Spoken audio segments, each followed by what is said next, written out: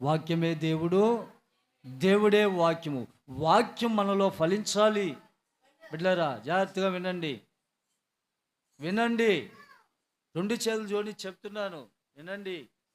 వాక్యం హృదయంలో లేకపోతే నువ్వు దేవుని వెలుగు సంబంధివే కాదు. ఖచ్చితమైన మాట, చీకటి సంబంధివే. వాక్యం మన హృదయములో ఉంటేనే మనం ఆత్మ సంబంధులమే. నువ్వు ఎంత ప్రార్థన చేసినా అది వ్యర్థమైపోద్ది. వాక్యం లేని జీవితం వ్యర్థమైపోద్ది. వాక్యము ఎలా ఉంటుందంటే క్రియరూపం దాల్స్తుంది, పని ప్రారంభిస్తుంది. నీలో దేవుని ఆత్మ నీలో ఉండేలాగా చేస్తుంది, నిన్ను నడిపించేలాగా చేస్తుంది.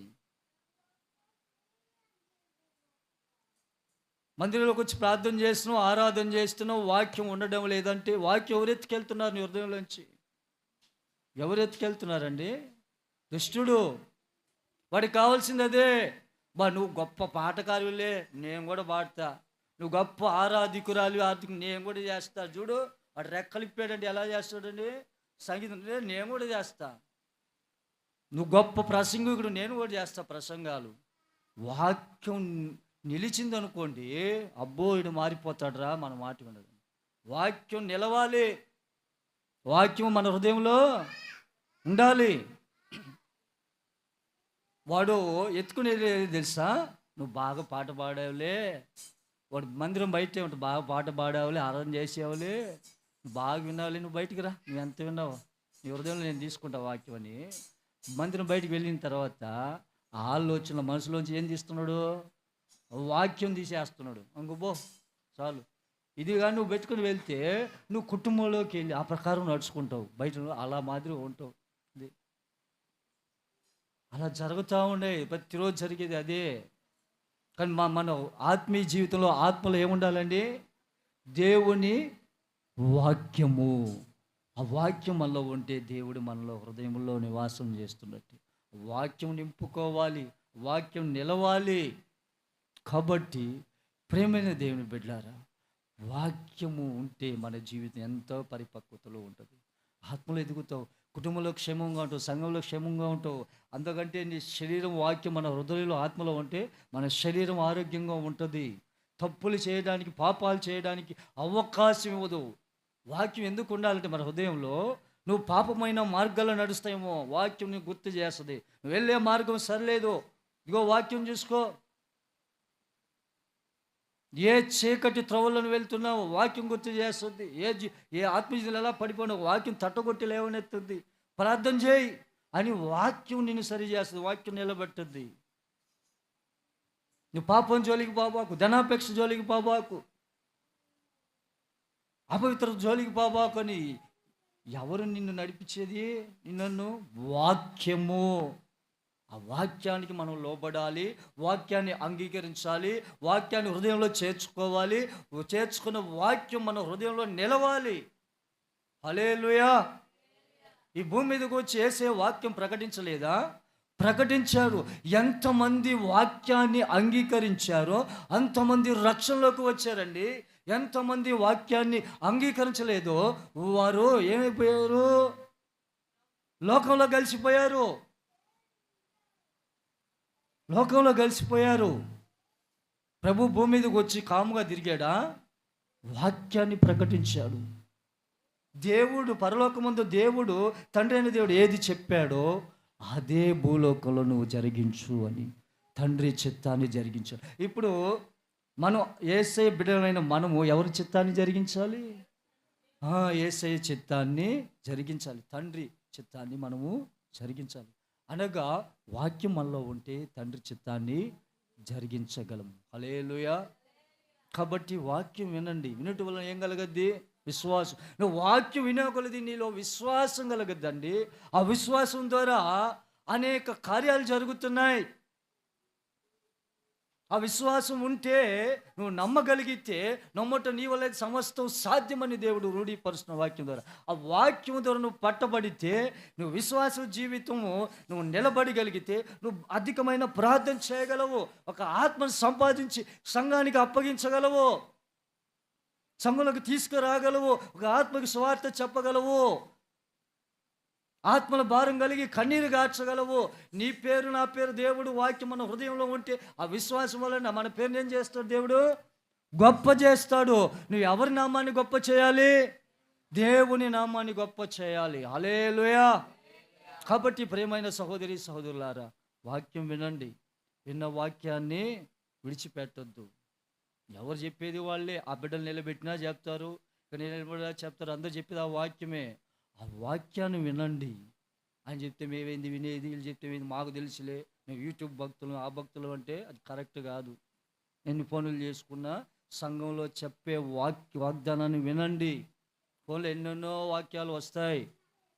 సంఘంలో చెప్పబడే వాక్యానికి పట్టబడండి.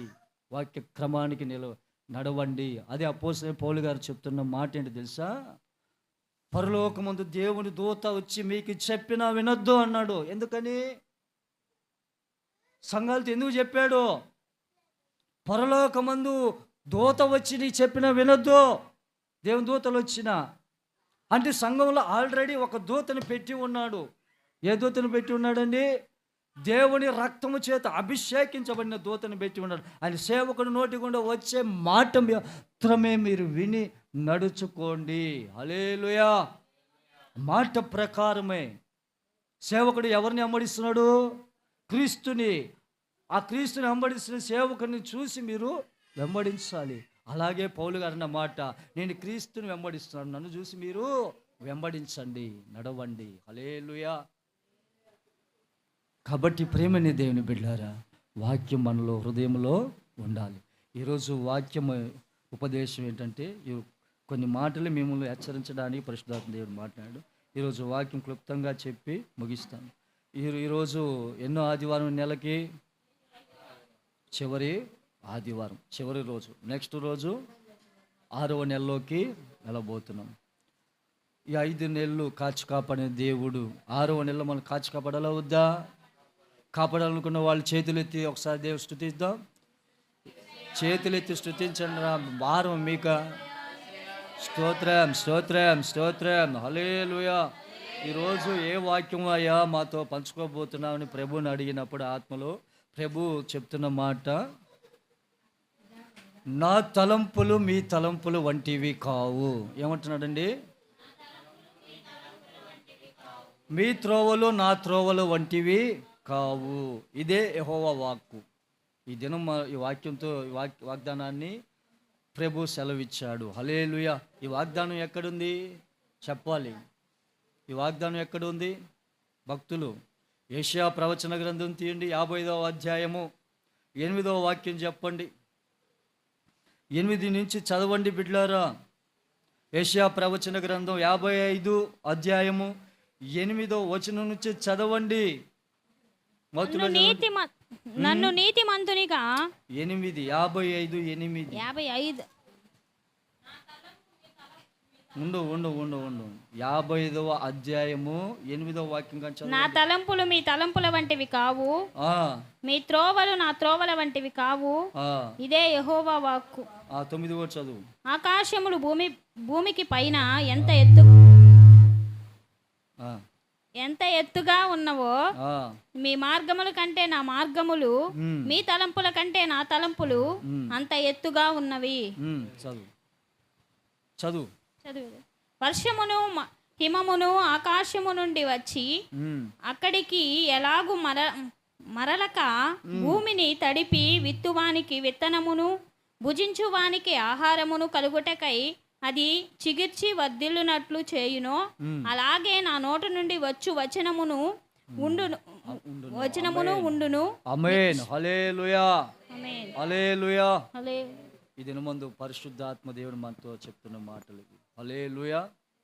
ఒకసారి వాక్యంలోకి వెళ్ళే ముందు చిన్న ప్రార్థన. మహాపరిశుద్ధుడా, ప్రేమ నమ్మకం కలిగిన మా గొప్ప తండ్రి, నీకు వందనాలు కృతజ్ఞతలు చెల్లిస్తున్నాను తండ్రి. ఈ వాక్య ఉపదేశంలో నిలబెట్టుకోండి ప్రభు. అల్పడిని బలహీన ప్రభువా, నీ దీనదాసుని జ్ఞాపకం చేసుకొని వాక్యం చెప్తుండగా ఆత్మీయ మర్మాలను నాకు బయలుపరిచి నాలో నుంచి నీ బిడ్డలతో నీవే మాట్లాడమని, వాక్యం విన్న వాక్యం హృదయంలో పెట్టుకొని ఆ వాక్య ప్రకారం ఫలించే జీవితాలను బిడ్డలకు అనుగ్రహించమని, నీ రక్తము చేత మమ్మల్ని అందరినీ ముద్రించి సిలువ పాదాల చేత నీ సాక్ష్య బిడ్డలుగా పెట్టుకుని వాక్యం ద్వారా నడిపించమని యేసు నామములో ప్రార్థన చేసి పొంది ఉన్నాం పరమ తండ్రి. మెయిన్ హల్లెలూయా. ఈ యొక్క 5వ నెల చివరి ఆదివారం మందు ప్రభు మనతో మాట్లాడుతున్న మాట అంటే, నా తలంపులు మీ తలంపులు వంటివి కావు. చెప్పండి, అందరూ చెప్దాం. మీ తలంపులు వంటివి కావు, మీ త్రోవలు నా త్రోవలు వంటివి కావు. ఇదే యెహోవా వాక్కు. ఈ వాక్కుని దినమందు దేవుడు బయలుపరిచాడు. చూడండి, మన తలంపులు దేవుని తలంపులు వంటివా? ఎందుకన్నాడు మాట? నేను తలంచినట్టు మీరు తలంచలేరు. మన తలంపులంతా మురికి పట్టినవి. లోకానుసారంగా ఆలోచన ఎక్కువ, ఆత్మానుసారంగా 100లో 25% ఆలోచిస్తాం, మిగతా 75% ఆలోచించాలి. కానీ దేవుడైతే 100% ఆయన తలంపులు తొలగిపోవు. నిత్యము ప్రతి 100% ప్రభు తలంపులు, ఆయన తలంపులు మన తలంపులు చేర్చబడలేము. ఎందుకంటే ఆయన తలంపులు ఎంతో ఉన్నతమైనవి. ప్రభువు ఒక బిడ్డ యందు ఆలోచన చేశాడు అనుకోండి, అమ్మా ఆ వైపు చూడండి, ఒక బిడ్డ మీద కార్యం చేయాలి, ఒక బిడ్డని బ్రతికించాలి, ఒక బిడ్డకి ఒక కుటుంబానికి ఆశ్చర్యకారం చేయాలంటే ఆయన తలంచాడంటే ఆ తలంపు అది జరగకుండా మానదు. మన తలంపులు జరుగుతాయా? ఏమండి? కానీ దేవుని చిత్తానుసారంగా ఆత్మీయతలో మనం నిలబడాలని దేవుని యొక్క ప్రయాస, ఆ ప్రయాస మన ప్రయాసగా మారాలి. మన ఆలోచనలు ఆయన ఆలోచనలు వంటివి కావు. మనం నడిచే మార్గం త్రోవలో, మనం ఏ త్రోవలో నడుస్తున్నాం? మంచి మార్గంలో నడుస్తున్నామా, చెడు మార్గంలో నడుస్తున్నామా? మనం నడిచే మార్గంలో ఏమేమి ఎదురవుతున్నాయి ఒకసారి జ్ఞాపకం చేసుకోండి. మీ త్రోవలు నా త్రోవలు వంటివి కావు, ఇదే యెహోవాకు. ఆకాశములు భూమికి పైన ఎంత ఎత్తుగా ఉన్నవో మీ మార్గముల కంటే నా మార్గములు, మీ తలంపుల కంటే నా తలంపులు అంత ఎత్తుగా ఉన్నవి. హల్లెలూయా. ఈ మాట చెప్పేటప్పుడు ఇక్కడ ఒక్క పాయింట్తో నాతో మాట్లాడుతున్నాడు ప్రభు. బిడ్లారా, అమ్మా వింటున్నారా? వింటున్నారా? ఏం బాధ నీ బాధ? అరే మీరు వింటున్నారా? రేపు ఆదివారం మిమ్మల్ని అడిగేదా? అమ్మా మీరు వింటున్నారా? వినండి. ఇక్కడ 8, 9 వచనాలు చదివి ధ్యానించేటప్పుడు అక్కడ ఒక మాటలో ప్రభు నన్ను అక్కడే ఆపాడు. ఈ మీ తలంపులు నా తలంపులు మీ తలంపులు వంటివి కావు, మీ త్రోవలు నా త్రోవల వంటివి కావు అన్నాడు ప్రభు. ఇదే యెహోవాకు. తర్వాత ఆకాశములు భూమికి పైన ఎత్తుగా ఉండవో మీ మార్గముల కంటే నా మార్గములు, ఏమండి, మీ తలంపులకు నా తలంపులు అంత ఎత్తుగా ఉన్నవి. అక్కడ ఒక మాట కాడ 9వ వచనంలో అక్కడ మధ్యలో ఆపేసాడు. ఎక్కడ ఆపాడు మీరు గుర్తుందా? చెప్పగలరా? మార్గము కాడ ఆపేశాడు ప్రభు. ఆపి ఈ మార్గం గురించి నువ్వు బోధించవా అంటున్నాడు. బిడ్డలారా, ఈ మార్గం గురించి నువ్వు బోధించవా? మార్గము మనం ఎలా నడుస్తున్నాము దేవుని సన్నిధిలో, ఆత్మీయ జీవితంలో మన మార్గాలు ఎలా ఉన్నాయి? పిల్లరా, మన ప్రవర్తన ఎలా కలిగి ఉన్నాం? ఉదయం లేచిన కాడి నుంచి పని బాటల విషయంలోనూ మన విషయాలు శరీర కార్యాల వైపే నడుస్తున్నామా? దేవుని మార్గంలో మనం నడిచేది ఎప్పుడు? హల్లెలూయా. దేవుని మార్గంలో మనము నడిచేది ఎప్పుడు అంటే మన మార్గాల కంటే దేవుని మార్గంలో ఎంతో ఉన్నతమైనది. చూడండి, 1-2 రిఫరెన్స్లు చదువుకొని వాక్యాన్ని ముగించుకుందాం. లూకా సువార్త తీయండి, 9వ అధ్యాయం. లూకా సువార్త 9వ అధ్యాయము 23, 24, 25 దాకా చదువుండి అయినా. లూకా సువార్త 9వ అధ్యాయము ఉండండి, చదువు. మరియు ఎవడైనను నన్ను వెంబడింపగోరిన ఎడల తన్ను తాను ఉపేక్షించుకొని ప్రతి దినము తన సిలువను ఎత్తుకొని నన్ను వెంబడింపవలెను. దాన్ని పోగొట్టుకొనును. నా నిమిత్తమై తన ప్రాణమును పోగొట్టుకునేవాడు దానిని రక్షించుకొనును. అక్కడ లోకమంతయు సంపాదించి తను తాను పోగొట్టుకుని ఎడల లేక నష్టపరుచుకుని ఎడల వానికేమి ప్రయోజనము? నన్ను గూర్చియు నా మాటలను గూర్చియు సిగ్గుపడవాడు ఎవడో వాని గూర్చి మనుష్య కుమారుడు తనకును తన తండ్రికిని పరిశుద్ధ దూతలకును కలిగి ఉన్న మహిమతో వచ్చినప్పుడు సిగ్గుపడును. ఇక్కడ నిలిచి ఉన్న వారిలో కొందరు దేవుని రాజ్యమును చూచు వరకు మరణము రుచి చూడరని నేను మీతో నిజముగా చెప్పుచున్నాను. నేను చాలు. హల్లెలూయా.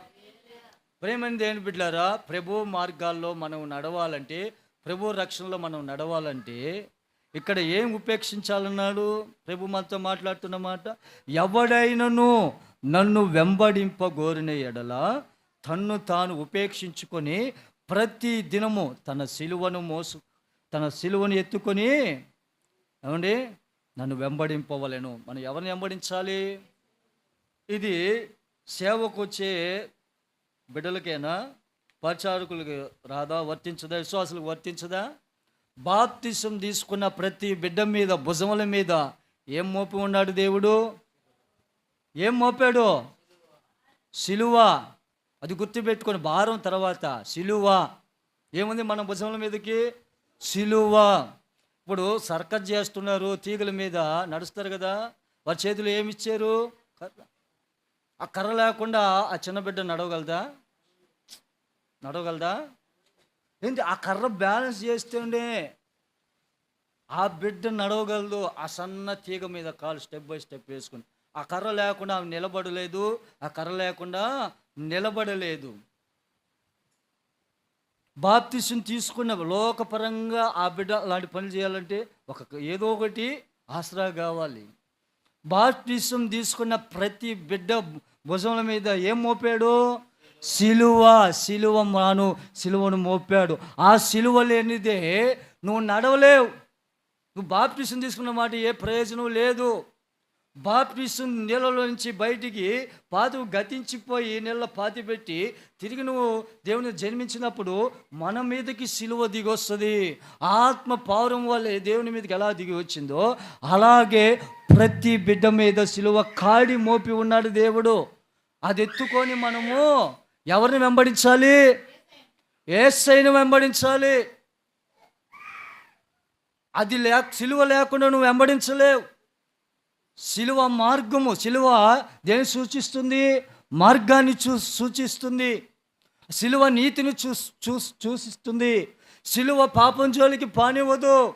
సిలువ త్యాగానికి సూచిస్తుంది. సిలువ అహింసకు మార్గము. సిలువ నిత్య జీవానికి నడిపిస్తుంది. ఆ సిలువను నువ్వు మోసుకు ఎత్తుకొని మనం యేసయ్యని వెంబడించాలి. ఆ సిలువ మన భుజముల మీద ఉందని మర్చిపోబాకండి. హల్లెలూయా.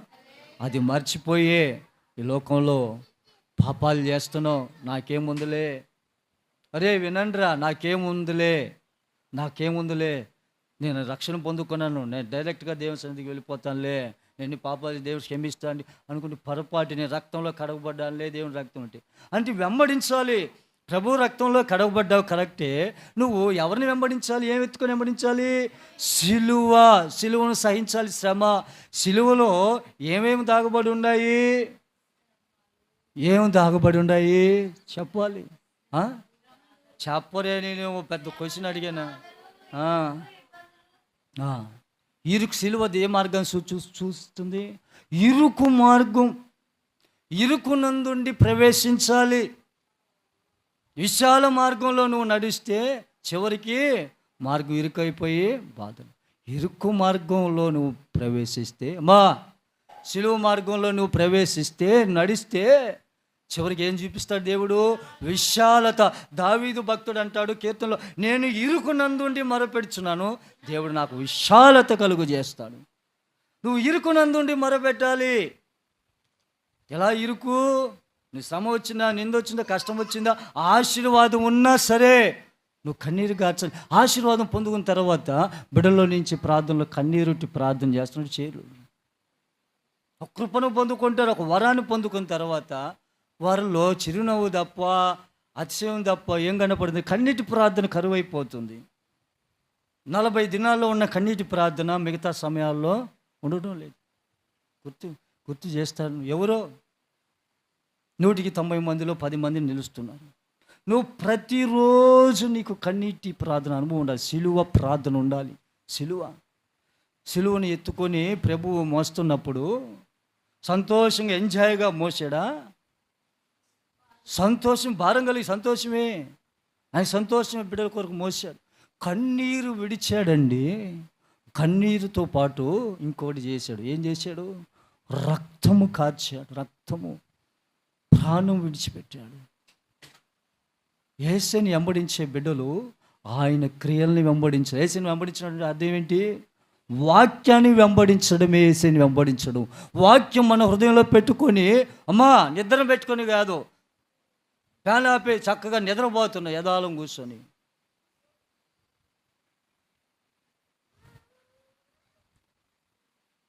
ప్రభువుని వెంబడించేటప్పుడు ఏం మన హృదయంలో ఉంటే వెంబడిస్తామండి? వాక్యం మన హృదయంలో ఉంటే ప్రభువుని వెంబడిస్తావు. వాక్యంలో అయితే వెంబడించగలవా? ఇదే నిద్రమొత్తే ఇంకోటి చీకటి నెత్తిని వేసుకొని ఇంకోటి చెత్త వేసుకొని ఉంటాం. వాక్యాన్ని వెంబడించడమే సిలువ వెంబడించడం అంటే వాక్యము. సిలువ మనం భుజముల మీద ఉందని గుర్తించాలి. వాక్యాన్ని హృదయంలో పెట్టుకోవాలి. అప్పుడే నువ్వు నడవగలవు. యేసుని వెంబడించాలంటే ఏముండాలి? నన్ను వెంబడించేవారు తన సిలువను ఎత్తుకోమన్నాడు. ఆ సిలువను భుజముల మీద ఉంది అంటే వాక్యము మన హృదయంలోకి రావాలి. యేసయ్య మన హృదయంలోకి రావాలి. వాక్యం మన హృదయంలో నిలబడాలి. అప్పుడు ఈ సిలువ తొలగిపోదు, ఈ కాడి తొలగిపోదండి. వాక్యం మన హృదయంలో అంటే మన భుజముల మీద కాడి అలాగే ఉంటుంది. అది జీవితకాలం ఉండాలి. పరలోక సీయోనులకు వెళ్ళేంత వరకు మన ప్రభువుని వెంబడించాలి. ఎలా వెంబడిస్తావు? వాక్యము ద్వారా. వాక్యం మనలో ఉంటే ప్రార్థన జీవితం కలిగి ఉంటావు. వాక్యం మనలో ఉంటే గొప్ప ఆరాధకురాలుగా నువ్వు నిలబడతావు. నువ్వు అతిశయించవు, నేను గొప్పగా ఆరాధన చేశాను అటు ఇటు అని, గొప్పగా వాక్య ఉపదేశం చేశామని. అతిశయానికి ఎక్కడ కూడా తావు చోటు ఇవ్వవు. ఒకదానికి చోటిస్తావు. నేను గొప్పగా ఆరాధన చేశానంటే అది దేవునికి ఘనత. నేను గొప్పగా వాక్యం చెప్పి అది దేవునికే మహిమ. నాలో ఏముంది? అది కృపించడం ఆయన వాడుకున్నాడు. నాలో ఏమి లేదు. నేను ప్రార్థన చేశా కేవలం నిమిత్తం మాత్రం. నాలో కార్యాలు చేసింది. నాలో ఉన్నవాడు ఎవరండి? గొప్పవాడు. నీలో నాలో ఉన్నవాడు గొప్పవాడు. లోకంలో ఉన్నవాడు కాదు, పరలోకమందు ఉన్నవాడు. హల్లెలూయా. నీలో నాలో ఉన్నవాడు లోకంలో ఉన్నవాడా కాదు, పరలోకమందు ఉన్న మా తండ్రి మనలోకి వచ్చాడు. హల్లెలూయా. మనలో ఉన్నవాడు గొప్పవాడండి. ఆ గొప్పవాడు నడిపిస్తున్నాడు. మళ్ళీ ఏముంది? మురికి పాత్రలమే. ఈ పాత్రలు బాగా కడిగి ఆయనకి పనికొచ్చే పాత్రలుగా వాడుకుంటాడు అంతే. ఆ దేవునికే మహిమ. ఈ వాక్యం ద్వారా ఎవరికి మహిమ రావాలి? దేవునికే మహిమ. నువ్వు ఆరాధన చేస్తుంటే ఎవరికి మహిమ రావాలి? దేవునికి. నువ్వు వాక్యం వింటుంటే ఎవరికి మహిమ రావాలి? దేవునికి రాకపోగా ఎవరికి వస్తుంది? దుష్టునికి. గుర్తుంచుకోండి. వాక్యం విన్న వాక్యం హృదయంలో పెట్టుకొని ఆ వాక్య ప్రకారం మన జీవితాన్ని కొనసాగించుకోగలిగితే పిల్లరా దేవునికి మహిమ వస్తుంది. మన ద్వారా ఎవరికి వస్తారో ఎవరికి రావాలి? దేవునికి మహిమ. మన ద్వారా దేవునికి మహిమకు రాకపోగా మన ద్వారా దేవునికి ఏమొస్తుంది? అవమానం తెచ్చి పెడుతున్నాం. ఈ యొక్క 5వ నెలలో దేవునికి ఎంత మట్టుకు ఆత్మీయ జీవితం అవమానం తెచ్చిపెట్టామో గుర్తు చేసుకోండి బిడ్డలారా. నెలకి 30 రోజుల్లో ఎన్ని రోజులు దేవునికి అవమానకరంగా బ్రతికాము? దేవుని వాక్యానికి వ్యతిరేకంగా నడిచాము, వ్యతిరేకమైన మార్గాల్లో నడిచాము. గుర్తు చేసుకోండి. ప్రభు హెచ్చరిస్తున్నాడు. రేపు రాబోతున్న 6వ నెలలో మొదటి రోజు చివరి రోజు వరకు ఏ సంభవాలు ఏం జరుగుతాయో నీకు నాకు తెలుసా? రాబోతున్న నెలంతా ఎలా ఉంటావో, నువ్వు ఆరోగ్యంగా ఉంటావో, క్షేమంగా ఉంటావో, లేకపోతే దేవుని సన్నిధి విడిచి పరలోకానికి వెళ్ళిపోతావు. ఏమండి మృతమైపోతాము, మనం లేకుండా మన జీవితం అందులో పతనం అయిపోద్దు, తెలియదు కదా. ఏ రోజు ఏం జరుగుతుందో మనకి తెలియదు కదా. ఆ రోజు ఏ రోజు ఏం జరుగుతుందో పిల్లరా మనకు తెలియదు కదా. ఈ దినమందే ప్రభువుకి నువ్వు అర్పణలు చెల్లించగలిగితే, ప్రభు నామ వాక్యాన్ని అంగీకరించి ఆ వాక్య ప్రకారం నడవగలిగితే, ప్రభు 6వ నెలంతా నిన్ను కాపాడబోతున్నాడు. ఆమేన్. 6వ నెలంతా క్షేమంగా నడిపించబోతున్నాడు. నీ పని బాటల విషయంలోను, వాహన ప్రయాణంలో, ఆత్మీయ జీవితంలోను, కుటుంబ పోషణలో, అప్పులు కట్టుకోవడంలో, ప్రతి సమస్యలో, ఆత్మీయ జీవితం వర్ధిల్లటంలో, చీకటిని జయించడంలో, ఆరోగ్య సమస్యను జయించడంలో, ప్రతి విషయంలో నీకు జయము కావాలంటే వాక్యము నీలో నాలో ఉండాలి. ఈ 5వ నెలలో ఎంత మట్టుకు దేవుని వెంబడించాం, సిలువ ఎత్తుకొని ఎంత మట్టుకు వాక్యానికి లోబడి నడుచుకున్నాము గుర్తు చేసుకోండి బిడ్డలారా. ఒక్కసారి మీరు హృదయ అంతరంగాన్ని గుర్తు చేసుకోండి. మన నోటి మాటల ద్వారా ఎన్ని అపవిత్రమైన మాటలు మన తలంపుల ద్వారా, ఆ తలంపులు అంటే ఏంటి? ఆలోచనలు. ఎన్ని ఆలోచనలు చేసాం, చెడు ఆలోచనలు. మంచి ఆలోచనలు మంచి ఆలోచనలు ఎన్ని చేసావు? చేతులు ఎత్తే ఇప్పుడు దొరికిపోతారు. మంచి ఆలోచనలు ఎక్కువ చేసామా? చెడు ఆలోచన, తలంపు, లోకపరమైన ఆలోచనలే. చెడు ఆలోచన అంటే పాప ఆలోచనలే కాదు, శరీర క్రియలు ఎన్ని రాయబడినాయో అన్ని ఆలోచనలు చేస్తుంటాం. ఆ ఆలోచనలు పక్కన పెట్టాలి. మనం ఏ ఆలోచనలు చేయాలి? దేవుని ఆత్మ సంబంధమైన ఆలోచనలు. అదే దేవుడు అంటారు, మీ ఆలోచనలు నా ఆలోచనలు అంటే కావు. మీ తలంపులు అంటే అదే కదా. తలంపులు అంటే మీ తలంపులు నా తలంపులు వంటివి కావు, మీ మార్గములు నా మార్గంలో వంటివి కావు. దేవుని మార్గంలో ఎంతో ఉన్నతమైనవి. అంటే దేవుని మార్గంలో నడిచే బిడ్డలు ఎంతో ఉన్నతమైన వారుగా నిలబడాలి. పిల్లరా, నువ్వు ఉన్నతమైన బిడ్డవి తల్లి, నువ్వు ఉన్నతమైన బిడ్డవయ్యా. ఉన్నతమైన నామాన్ని నువ్వు హెచ్చిస్తున్నావు, ఘనపరచలేకపోతున్నావే. మనలోని ఒకరు ఘనతకి నిలబడుతున్నారు, రెండో వ్యక్తి ఘనహీనతకి నిలబడుతున్నాడు. ఒకరినేమో ఘనతకు చేస్తున్నాడు దేవుడు, ఇంకొకరినేమో ఘనహీనతకు చేస్తున్నాడు. నువ్వు సంఘంలో ఉన్న ప్రతి బిడ్డ ఘనతకి పాత్రలు కానీ మనం నిలబడాలి, కానీ ఘనహీనతకు కాదు. కాబట్టి నిన్ను హెచ్చించాలని దేవుడు ఆయన ఆలోచన చేస్తున్నాడు, కానీ ఆయన మార్గాల్లో నడవలేకపోతున్నామే. బిడ్డలారా, ఒకసారి ఆలోచించండి.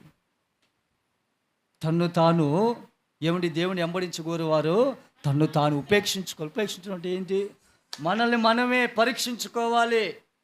దేవుణ్ణి నేను సరిగా వెంబడిస్తున్నానా లేదా, దేవుని వెంబడించడానికి నాకు తగిన క్వాలిఫికేషన్ ఉందా లేదా, నాలో ఏ క్రియలు ఉండకూడదు, ఏ క్రియలు ఉండాలి, నేను ఏ ప్రవర్తన కలిగి ఉండాలి, ధనాపేక్ష కలిగి ఉన్నానా,